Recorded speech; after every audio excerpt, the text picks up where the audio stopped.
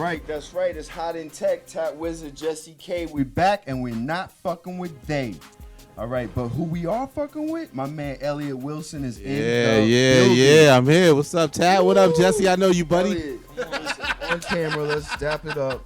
But we know Tad I trust, baby, and Tad I trust. No, man, no, in Flex we trust. Always. Of course, keep the team right. But definitely appreciate the acknowledgement. Thank you. Known you a long time, my brother. Yes, sir. You're big in this business. You started out early in the game as a journalist in the print era. Now we know in this digital era, print is damn near dead.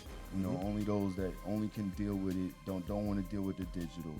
What was that like for you, experiencing that? Because you are one of the few that made that transition. Yeah. You, Miss Info. Yeah, I think we were early on it, just seeing the way now social media is sort of like that's the way the pipeline of the culture runs through. Like whatever happens, whether we, even things bigger like Prince passing away, like it all plays out through social. So, I got really aggressive on being on Twitter, being later on Instagram, and now even a little on Snapchat of just like, let me curate the culture through these applications. Like this is another way to document, whether it's me promoting what I created, my content, or acknowledging other content in the space that's really good. How do you curate all of these different images? I know people are saying they don't even want to follow anybody but you when it comes to and it's hip-hop. all me too. Like people think I have like a team of people, but I credit to being an editor-in-chief in my past life because it's like everything's an editorial decision. What you decide is worthy enough or good enough to share, and I'm able to make those decisions quickly. Like I just go with my instincts. I don't always get it right, but I'm gonna make a decision quickly. So while I'm hesitating for a second, if it feels right, I'm gonna do it. And it's not about whether I like somebody to acknowledge their work. It's like, is the work good? Is it important to the culture? Like that's what's more important than anything. Do you ever take things down? Do you ever feel like? Yeah, and also the biggest problem I have is when I put something up, people expect it to be accurate. So like I wake up and they say 5 dogs passed away, right? And then I'm trying to figure out, well, where did it come from? Like people already, the problem now in our age is that people already are ready to take the next steps. Like he's already dead. Now we're remembering him. Now we're doing tributes. Like, wait, we haven't even really confirmed that this person's no longer here. So I hate that. So I'll step back with that, and I'll be frustrated because I'll have to try to get the right confirmation before I jump in. Because if I jump in with it, people are going to think it's real. So there's responsibility with that. That's probably the hardest part. So I'm not the first. Sometimes I'm not the first to be on top of something because I want to make sure I feel it's right before I jump in and say something, even though everybody else may have been running with it for hours in that case. But you're personally cutting all those Instagram images? Yes, on my phone, on my iPhone. And, I think what's helped me a lot is that I have 2 phones on some Kevin Gates stuff. And I still got a BlackBerry, which makes me mad old school, makes me eccentric. 2016, Elliott, a BlackBerry. I respect the I BlackBerry. compartmentalize because I feel like this is like, okay, for my emails, my texting, and my phone talking to the wife, the only one I really want to talk to. Right. And I keep it that way. So when I hit the iPhone, it's straight digital. It's straight Instagram, Snapchat, Twitter, Tweet Logic. I think I use, and that's what I'm attacking. This is my weapon. So you always see a phone in my hand if you see me on the street. So your thoughts on the algorithms that have taken place in Twitter and Instagram that were already on Facebook, but Twitter and Instagram, Twitter especially is such an immediate thing. Like I'm always big on real time. I mean, the thing that I also stepped ahead was, you can't be up 24 hours a day, even though we try. Right. You gotta get some sleep. So what I used to do is I'm a big believer in getting up early and conquering the day, trying to get up 5, 6 a.m., getting at it, have that working mentality that it's a job. But how do you feel about the algorithms where they're really giving you the information that they feel like is popular? Yeah, no, I don't like that. And my thing is I want to know everything that's happening in real time. So when I go to sleep at midnight, which is my goal, I used to go back in the timeline, look at what I missed, and retweet that. So it almost would look like to the naked eye that I never slept if you just woke up in the morning. Right. So I'm all big on what's happening when it happens in real time. Right. So, I think we have to navigate through it. But I think most of the feedback's been that way. So I don't think it can ever kind of take away ultimately from the real time thing. I think there's going to be experiments for things like that, but I don't think it's going to last. And how are things changing in the Snapchat generation? How are you navigating through? I'm still that's probably my weakest thing. I feel really confident about my place in Twitter. I feel really confident in my place in Instagram. Snapchat is kind of still figuring it out. Because also what to put out there. Khaled did a great job of branding himself through it. Lior's does an excellent Snapchat. I like his a lot. Is it a vehicle for me to kind of give my opinion on news and what's going on in the culture?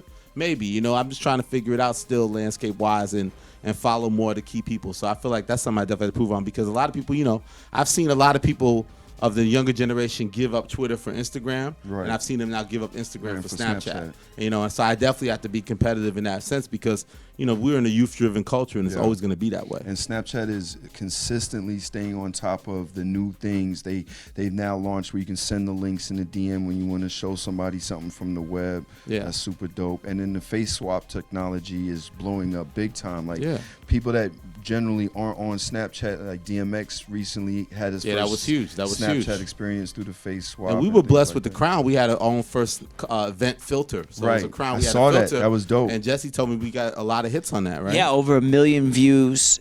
We only had 400 people using the filter. Grabbing a little Khaled's audience. Yeah. But that's Because he's like 6, 7, 8 million. But yeah. it was just so great to see that because it really gives you a chance to personally brand yourself. So I think that's why people love Snapchat, because it's constantly pushing different things to make it entertaining, make the experience entertaining for people. So I think that also attracts the younger generation. Yeah. I mean, 1 million views on a filter, just to put it in perspective, is just fantastic. This show's going to get, 20, 50, 100,000 views if we're lucky. But 1 million views on that filter, Coachella had something like 40 million views the first weekend. And I love stuff like that, Tab, because I feel like you look at somebody like Khaled or even what Flex has done and what I do, it's like we're hip-hop dudes, but we're into like a passion, a drive, a work ethic, and we love engagement. Yes. You know, whether it's DJing a party or whether it's me writing something that gets people talking, or an interview they watch, or Khaled's moves he makes. And I think that we take these things and we use them in different ways than they were ever intended. Right. Nobody would think that this is what Twitter would be used for, but our community, our culture, we take these things and make them our own, and it makes it exciting to me. So I want to give you a warning. You're going to get some impersonations. Speaking of Crown, and we're going to bring up the podcast, your laugh. It's an infectious laugh. People. B-Dot's mad at me about my laugh, man. Last podcast we did, he said I laughed. Really the experience for him, man. Well, B-Dot podcast. is super on point, and he wants to get to the information. But your laugh, it stands out. People notice it. Yeah. So Snapchat has this new thing where you can face swap from a camera roll. Okay. And I tried it sir. out today. I tried your face, and I impersonated your laugh. My pretty face tap. Yes, Right. your face. We're not far. We're not far. So the impersonation thing is going to happen soon. How do you feel like that's going to take over, especially bringing up the fact, all right, boom, you got Designer, and he's getting a lot of flack from sounding and looking, not looking, but sounding like Future. Yeah. And then now you have technology catching up to allow those impersonations to happen. Like, how do you feel that is going to impact the culture? Well, I look at the filter thing. It's just fun. It's kind of like when you would go to a carnival and be in the fun house and look at certain things. I just think it's entertaining. I think that, again, I think that people want to have a fun experience, and I think Snapchat helps provide that. In terms of impersonators, I think we all strive that we all are influenced by whenever somebody does something. When you first start in this business, you emulate, Right. and then you find your own voice. Right. I think when I first started writing, I wasn't great. I would mimic things that I saw, and then I ended up developing my own voice. So I always say that about new artists. Like, I think I'm a little hard on Designer at times and those type of people. But at the end of the day, it takes artists to really develop their own voice. Right. And it takes people whatever style to develop it, and it takes time. And I think that it's easy to be attracted to what's going on and at first try to find your way to fit in. But then when you step out of that, like the way like a Khaled, again, to go back to him, he utilized Snapchat in that branding, marketing way. It'll stand out when you're able to kind of step out on your own and take these resources and make it your own. You're always going to excel. Did you see any Khaled tips watching him in action on Snapchat? He came out the way the crowd. He first did it when he first came out, what you knew he was going to do. But then he literally sat there, and before the interview started, he's like, I got to get this up. And then he literally sat there and typed out the caption before we could even start the interview. So it's like that's the level of dedication that he's in. He's so in the moment because he knows he's playing to a bigger audience. Right. Not just the audience in front of him, but the audience that is millions of people that are ready for his every move. So I thought that was interesting. That's literally like the pause moment that not only did he have it and could have just put it up and hit the button, the story button, he wanted to add the caption. Right. So another big venture that you in the tech space that you've gotten into that is grown in the last 6 months to a height of popularity that has existed for quite a long time. Of course. But you jumped in at the right moment. The Rap Radar podcast is doing very well. It's you, B-Dot. Shout to B-Dot. Yes, sir. What has that experience been like? It's been amazing because, obviously I was influenced by the pioneering podcasts like Juan Epstein, Shout out to Cypher and Rosenberg. Obviously, Combat Jack and what he's put together. Right. Always been very supportive of those guys. I think I was the first YNAB guest. I definitely have done Combat Show multiple times. And I always was fascinated and respected what they were doing. Right. But I didn't really feel like what my POV could be in that space. And then I started really looking at it. And I was like, I think it's the same approach that we have with Rap Radar, is that we tend to cover what's really kind of the hottest thing now, or what's the hot thing now. So even if it's like something classic, it's tied to something that's going on right now. Like we can get Biggs from Rockefeller, but it's because Biggs, Kareem Burke, has a new clothing line that he's pushing. Right. So we can do that, and that's what's going on in the now. Right. And then we can peel back and give you those classic Rockefeller stories. And so I didn't want to just do that, to just have that level of guests. And what has helped with Rap Radar is that with Rap Radar being a good site and a great site and respected, we still didn't have the platform where people felt like they had to sit down with Rap Radar. It was Right. like if I sit with Rolling Stone, then Rap Radar is going to cover it on their site. So Right. we didn't have a platform ever in our existence to be like something branded Rap Radar. You have to sit with us. Right. And that's what the podcast has gotten us. And we've done an amazing job of making this platform now that artists respect, and we've had some great content. And the biggest challenge is you got to do that shit every week. Like that's the hard part. Yeah. Or at least try to. I think we've gone maybe like 10, 12 days without a new ep, and we try to be very more flexible to like drop 2 episodes in once if we need be. Like I don't like to sit on content like Right. that. And if we got something good, I want to get it up the next morning. Yeah. I don't want to sit strategically for a week. I just feel like, especially now since we're building it, I want to get as much out there that way that keeps it exciting. And even at certain times, like just recently, we went out to go out and get the story, because now a lot of times artists come to New York and they do their press runs and they do HiT and they do these other stations, and you can maybe get them on that, but like sometimes they may not be in New York.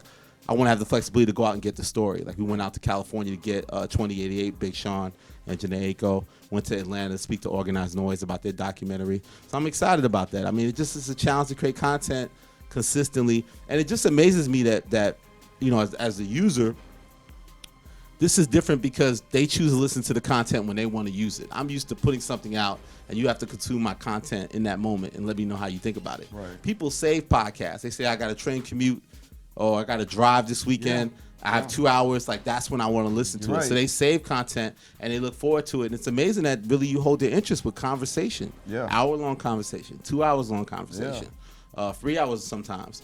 And it's amazing that our audience is really, really connecting to that and to see what that means. And like, I still got people coming up to me. And again, it's because the catalog it's not time driven. They may talk about the episode that was 4 episodes ago and they just listened to it. I heard Noriega, or I just heard the new one you just did with like I said, Organized Noise, or we just interviewed the dudes from Complex. So it just is a wide range, and I'm excited about it. It just gives me that platform to make Rap Radar a platform, a place that you have to sit and talk to. Do you think the market for podcasts is getting too congested? I think it's always been congested. When we even stepped in, I think it's more of a challenge of you have to stand out, and I think there was some good ones that existed, and now I came out and I stand out. I think Joe Budden's doing a great job with his. Noriega's come with his. And Marissa's part of that, obviously, and Rory. And I've always supported them, and they've done really well. And now Noriega, Drunk Uncle, is my label mate. We're both in the Play at CBS family, so he was inspired by what we were doing. And his podcast is really great, and he had KRS-One on his recent one. So I think that I think there's more. I think there's more of a challenge than anything. I always say, people say words like oversaturation. It's because it's more of a diss that the quality's not there.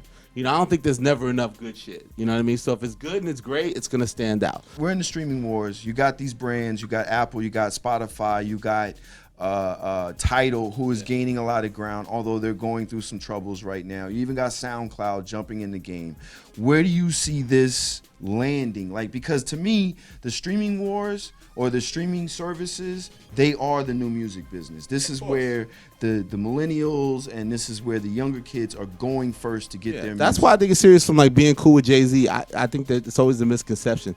People don't realize how dedicated he is to Tidal. This isn't just another thing I think that he wants to flip as a businessman. You know what I mean? And get the big check. Right. I think he will. I think he really, but I think he really wants to make it work, though. He wants it to pop. He wants it to pop. He wants his legacy in the music business going forward, and he sees that the music streaming services are the only way to do that. Yes, and I don't think he's gotten the right regime completely yet to his liking, obviously, and he inherited a situation. He's trying to fix it. I think that as a fan, I'm right now. I'm not the average consumer. I'm a super music consumer. Right. I'm the cat that would be an amoeba, buying $1,000 worth of CDs and buying everything. Right. So I'm going to get all free because I know certain things are going to provide certain things that others aren't. Obviously, with Tidal, you know there's going to be some exclusive content. If it's more artist-friendly, which these other two weren't, except for a select group with Apple, like a Drake or certain artists, Tidal seems the most artist-friendly, so you're inherently going to get more exclusive content where artists feel like they're being treated with more respect. Spotify, you know, was before and they came first, and obviously what I love about Spotify is that they kind of very well organize and curate the experience in a very way, and you're used to it because it was the first one that you used. And then obviously what Apple does is great too because it connects to your iTunes, XYZ. So I think they all have their place, and they have every song that's reflective in that way. And Pandora's even doing a lot of innovation. Yeah, I think it's all streaming, and you're gonna pick what your favorite is. But I think at the end of the day, if you also want, it's the exclusive content and what's going to come out of it. So I think that's where Tidal does have a certain advantage, and I think they're going to remain very competitive. I think whoever has the better regimes and better people in place, the behind-the-scene people, they're going to ultimately prevail. You know, but I think Spotify obviously got a great jump on things, and it's exciting because my thing is, my thing also too is, I think that people need to look outside of it too. And what I've noticed too, like with me as a fan, because I'm more knowledgeable than the average person, I put even more of a value to certain music that isn't available through streaming, because like a De La Soul album, because it makes it feel more special and precious to me. You know, which, you know, Ramsey Lewis jazz album isn't on, you know, a streaming service. So I think that it just challenges you that obviously to me, we want to have access to music more than we want to possess it. So I think that's one side of it. But there's times when even if I know my iTunes has all these songs, I still want to have the streaming experience. I still want to see what other playlists exist or curated, and I want to open my mind, discover music that way. So I think that's what I would urge all these streaming services. I think that the goal is to get as much exclusive content as you can get. You know, make your thing designed as well as it can be to draw the consumer in, which is a challenge. And there really is those playlists and creating the experience for the person. I don't think that anyone's nailed it completely with the most best, well-curated experience. And I think that there's room for improvement across all those platforms. And I think the one in the long term that does it the best will probably step away from the pack. And Google Music hasn't even really entered the race yet, but I hear them brewing over there, so they'll be in this mix soon because too. It's the wave. I mean, we want access to everything. But to own things, as we know from carrying crates and all this stuff from back in the day, and hard drives, it's heavy. So we want everything to be at our disposal, but we don't necessarily want to carry it all across the world. So I think it's always going to move in that way. And there's still there's a lot of great music that is not available on streaming. So people should not look at the world that way. Like, there's still value in vinyl and certain records, and do your research and go to discogs.com and things like that and see what's really out there. Like, it's not just what's out there that you have one click away. I think people should push themselves, they love music, to do the research. And then you look at something like R.I.P. Prince. You know, there's an advantage now with Tidal because he gave all his catalog to Tidal. So, you know, if you're a fan, you may have a lot of Prince records, but you want to just go to an area and rock out with Prince. You're going to go to Tidal, and you're going to do it that way. It's another big win for Tidal. It's another big win for Tidal. And again, I think Tidal's advantage is always going to be that it's artist for artists. You know, we all respect Jay-Z in the space as a man, as a businessman. And like you said, this is the future of the business. It's not going to go the other way. So, you know, I think, again, it's about putting the best team together that takes that seriously, that understands that world, and creates the best experience. I love it. Elliott, this has been hey man, it's been fun. An eye-awakening interview. I appreciate the information you gave. You said some really key things. Thank you, sir. One of the most important things that you said here is do your due diligence. Of course. You know, get your experience up, because a lot of these kids today, they want to just take and run, like you mentioned, and take advantage of everything that's at your disposal. Really take advantage of it, because we have a lot of, you know, my thing is, if you like something or you hear something that sparked the idea, you can go now and research it. It's clicks away. So I mean, take advantage of that. You know, we're all still learning. I'm still learning. This music I don't know about, we all still learning. You know, you shouldn't take this attitude that I know everything or that I'm intimidated. Like, it's always a search for more and more knowledge to understand what's going on and experiment. And, you know, to love hip hop is to love music across all genres. We use reggae, we use jazz, we use classical, we use rock, we use everything. So, you know, you can't limit yourself in terms of your viewpoint on the world. And I think that streaming and all those type of things allows you to open your mind that there's things out there. And if you don't know who Bruce Springsteen is, take a weekend and go through his catalog, and you might like a song or two. You know? So shout out to Bruce. One last question. Yes, sir. Where are you going to get all your new technology news? HiT, baby. Let's do it. You heard HiT, new technology. We here.